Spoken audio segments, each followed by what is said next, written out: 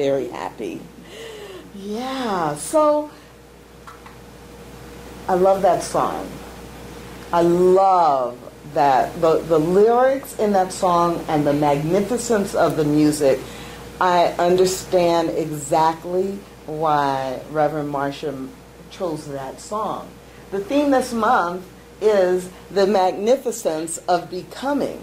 And today the focus is moving from unworthiness to wholeness. But just think about that idea of the magnificence of becoming. What is it that we're trying to become?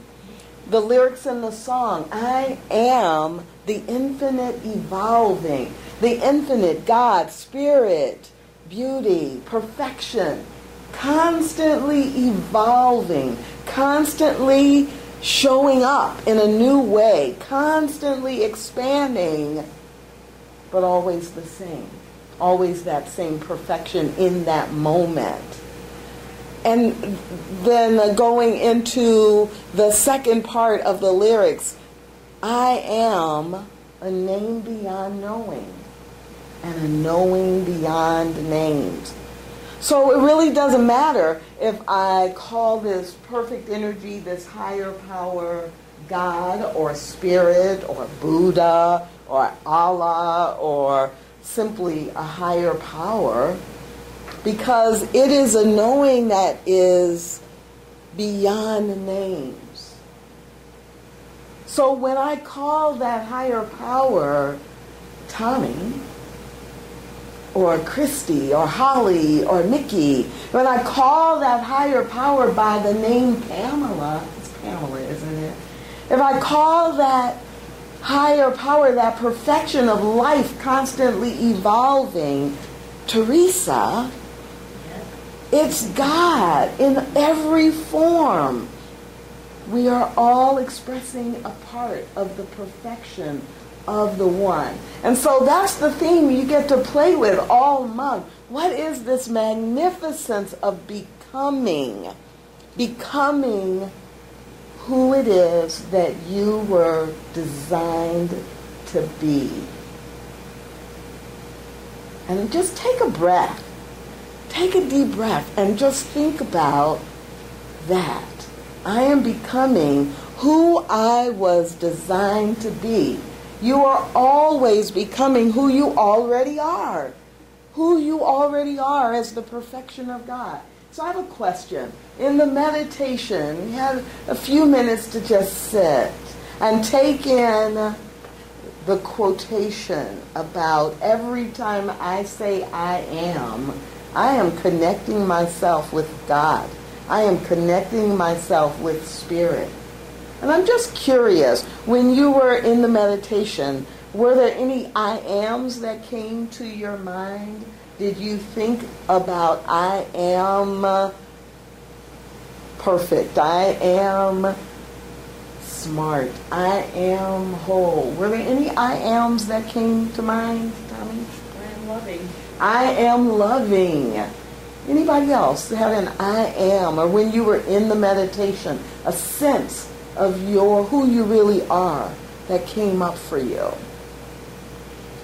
I don't know, I was sitting and I was letting that quotation deepen and deepen, and I thought, yeah, I am love expressing. I am here to be a beneficial presence.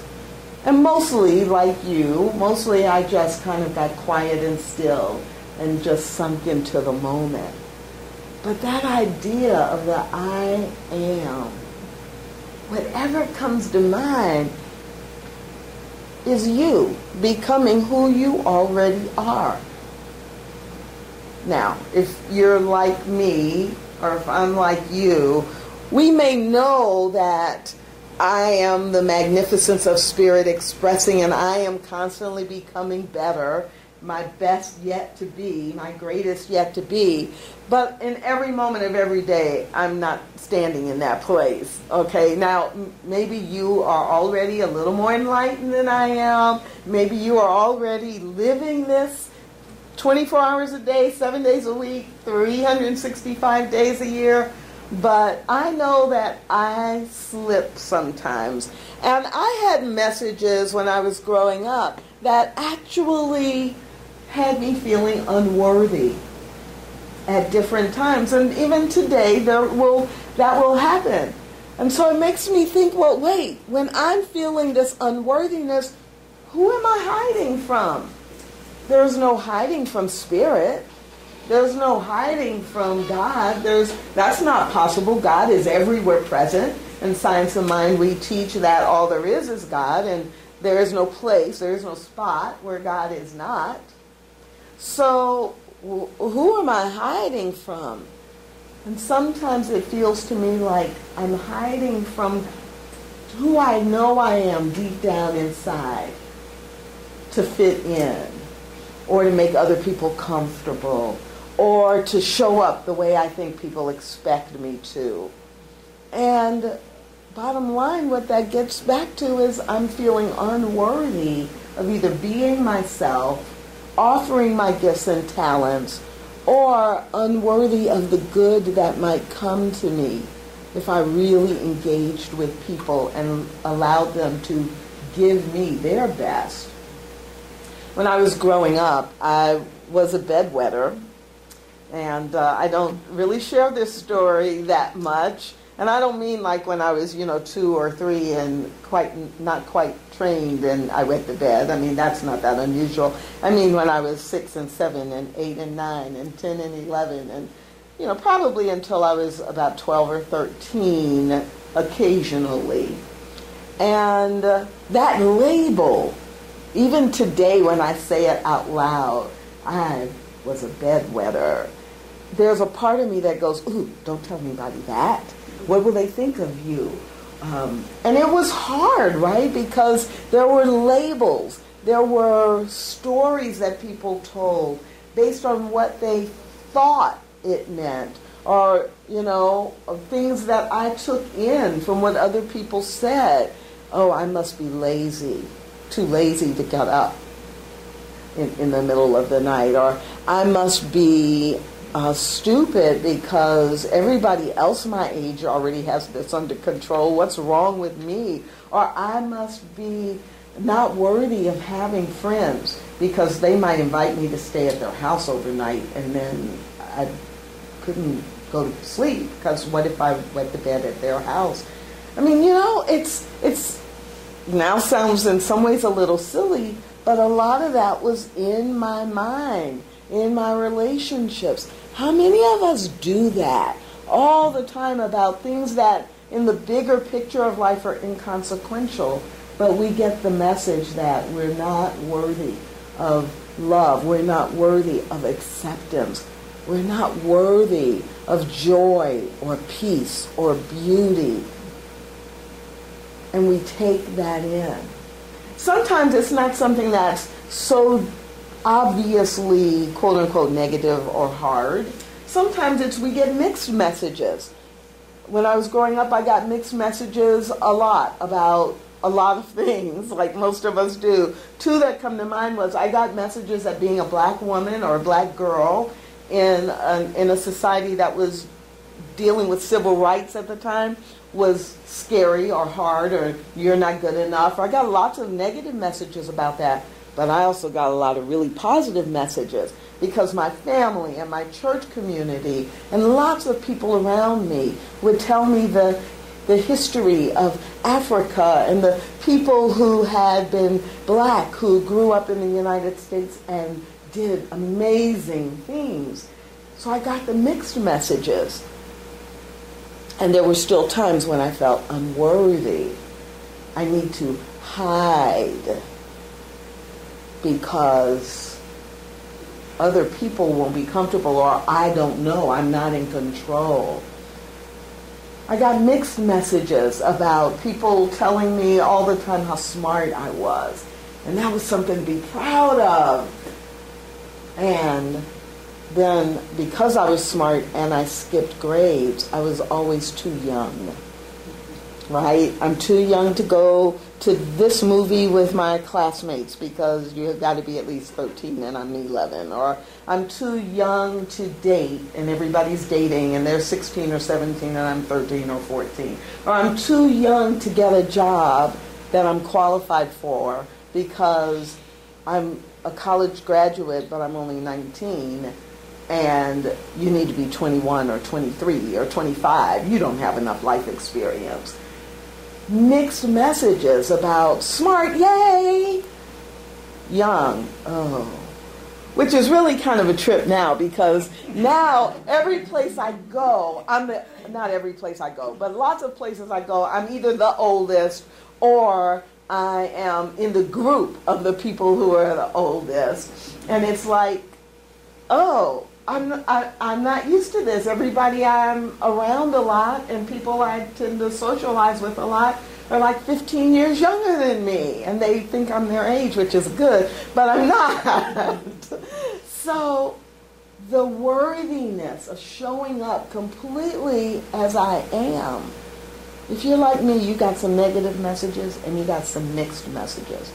I don't know, is anybody willing to share a message they got when they were growing up that they were not worthy or that they had to hide a part of themselves in order to be worthy?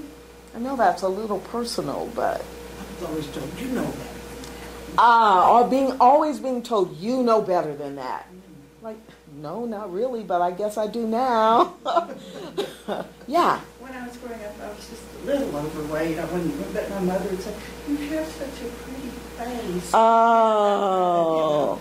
It always felt it was just awful. Yeah, and I love that example. A little overweight, but then focusing on you have such a pretty face. Now the rest of your body maybe not so much, but your face is really pretty. And we don't mean to send a hurtful message, but we do it all the time. And often we do it to ourselves. It's not even always what other people say to us. It's how we take it in and what sense we make of it.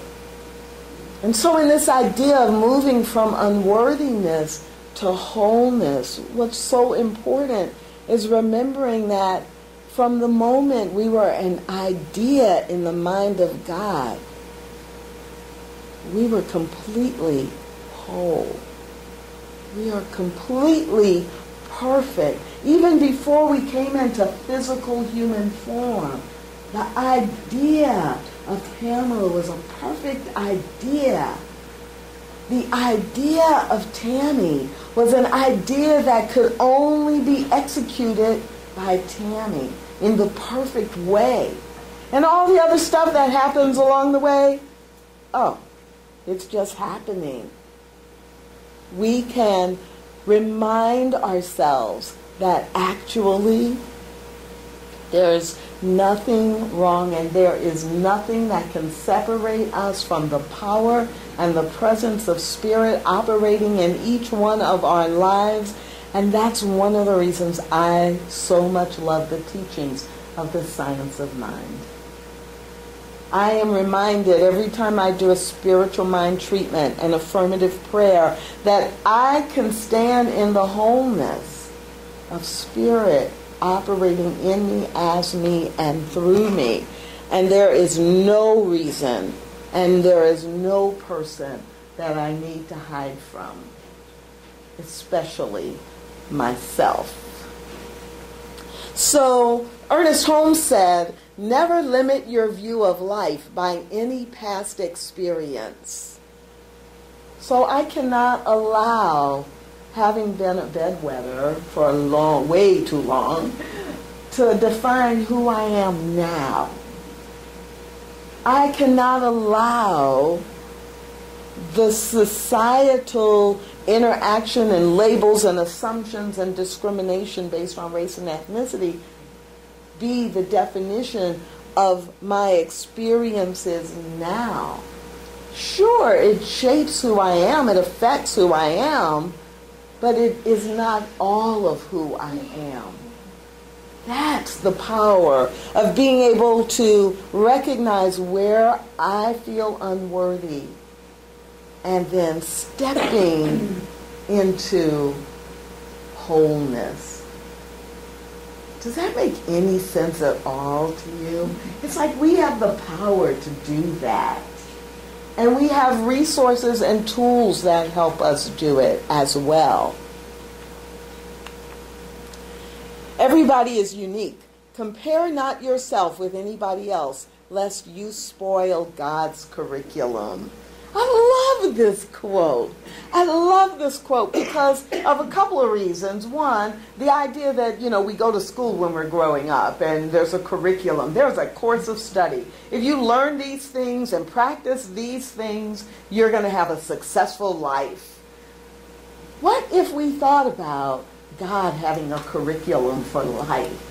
A pathway that each one of us takes, a series of courses and classes that each one of us signs up for in order to, quote unquote, graduate into a life we love to live.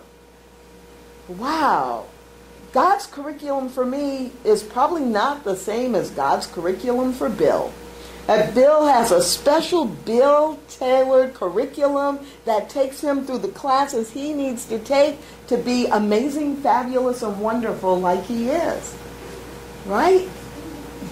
Max has his curriculum, and it includes cha-cha dancing. I mean, my curriculum hasn't included that yet.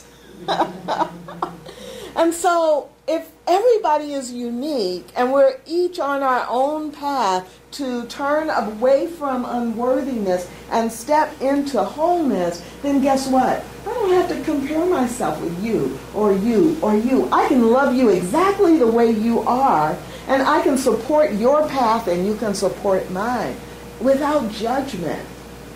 And not only will I experience more wholeness because I am, as what came to Tommy in the meditation, that she is loving. She can be loving in that way when she's interacting with me, and she can be loving herself at the same time. So I love this as a reminder on this journey from unworthiness to wholeness. And then I'm also reminded that in the Bible, in the book of John, 4th chapter, there is the quotation, "Truly, truly, I say to you, he who believes in me, the works that I do, he will do also."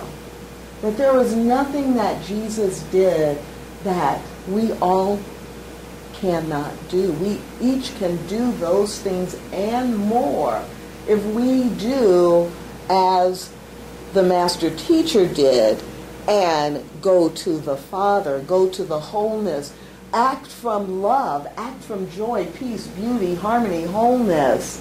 When we make those choices, we are not so much following Jesus as we are opening ourselves and living from a Christ consciousness that is within every one of us. So there's no challenge or no real surprise that during this season of spring, we would notice that we are always becoming, the magnificence of becoming, as flowers bloom and as trees bloom and as the weather turns from winter to spring. Although we're in Texas, I think we go from winter to summer. From a very short winter to a very long summer.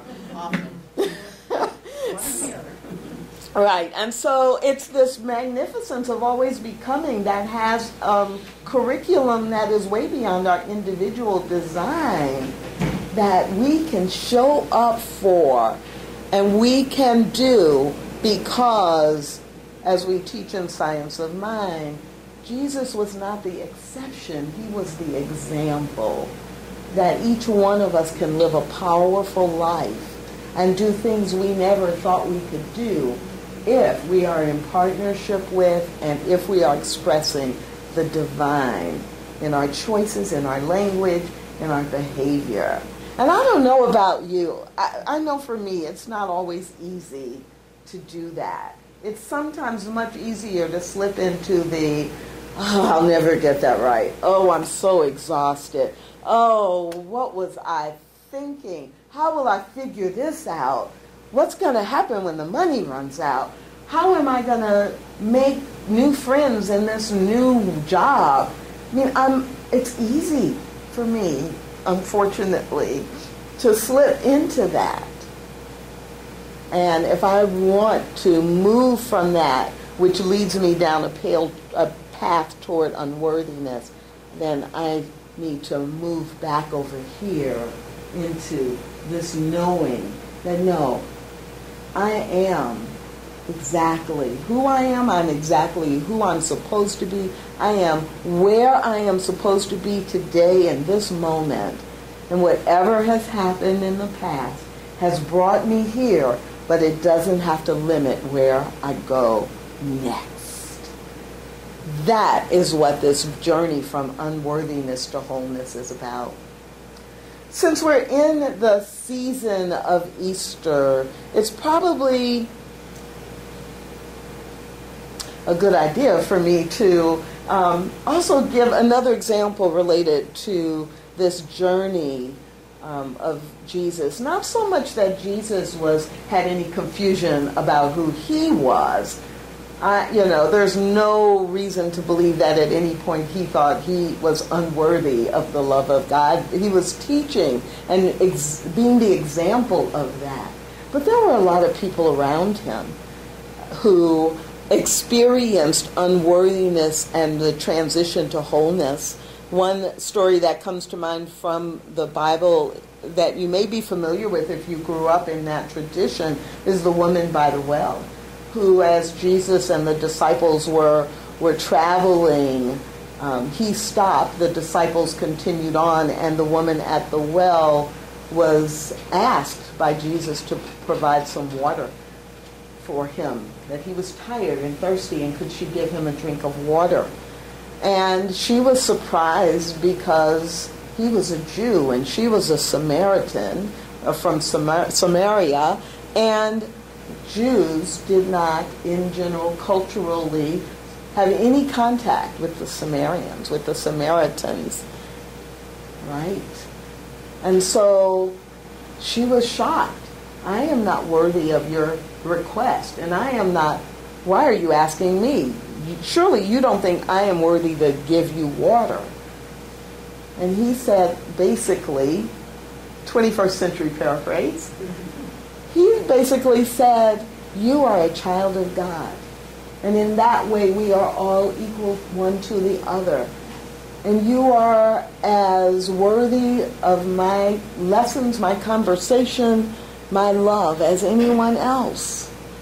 And in fact, all of these labels we have and structures we have, like you're supposed to worship God this way or in this place or have this name, will fall away. And we're still learning that lesson today. That we don't have to tell stories about people based on their ethnicity, their sexual orientation, their age, where they grew up, their national origin, what language they speak, whether they have a degree or not. That those are just temporary boxes that we move between. But if we get locked into them, we either feel unworthy or we create a sense of unworthiness in others. That is not the message of God. That is not the message that Spirit would have us share. So we break out of those boxes and we help others break out of those boxes so that we can all experience wholeness and the magnificence of becoming. And so that's what I want to do, and that's what I want to invite you to do as well. So I invite you to repeat after me. I am creative, smart, and important. I am creative, smart, and important. How about if I invite you to say it with me? That works just as well. That works just as well. So, first one, I am creative, smart, important. I am peaceful, healthy, unlimited. I am loving, prosperous, powerful. I am whole, perfect, and complete. That's who I am. That's who I want to help you to be. That's what I see about you. This is who I know you are. And as a licensed practitioner in religious science, this, when someone asks me to pray for them or with them, I know this. And if you ever forget it, you go to Max. You call Reverend Marsha. You call or email me. Find a practitioner who will know this with you and for you until you remember it. And if Carol forgets, Tommy's going to remind her. You can do that for each other.